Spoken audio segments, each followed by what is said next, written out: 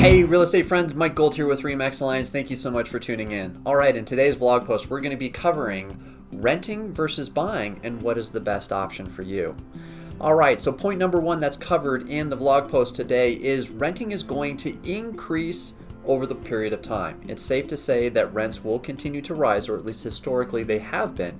So by buying, you theoretically can lock in your housing payment for an extended period of time, knowing specifically that your interest rate should at least remain fixed for a minimum to a 5 to a 7 year period, with only taxes and insurance ultimately going up over that time period.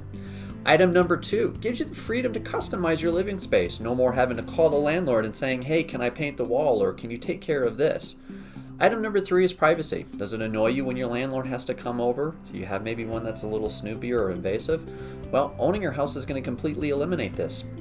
Item number four gives you flexibility with regards to relocating.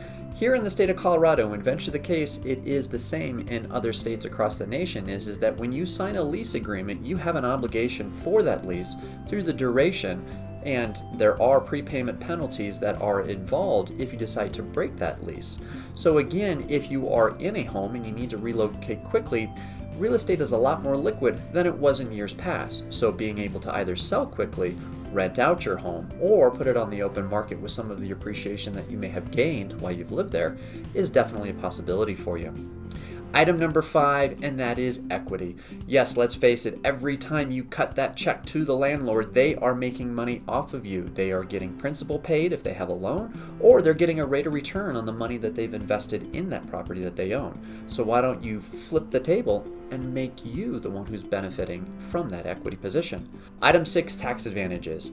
Let's face it, owning real estate does also have some tax advantages that would be available to you. Although Trump's tax law did roll back some of the advantages that one did have with regards to mortgage interest deduction and a cap on how much you can deduct for your state property tax, there are still some advantages that one can get by owning real estate.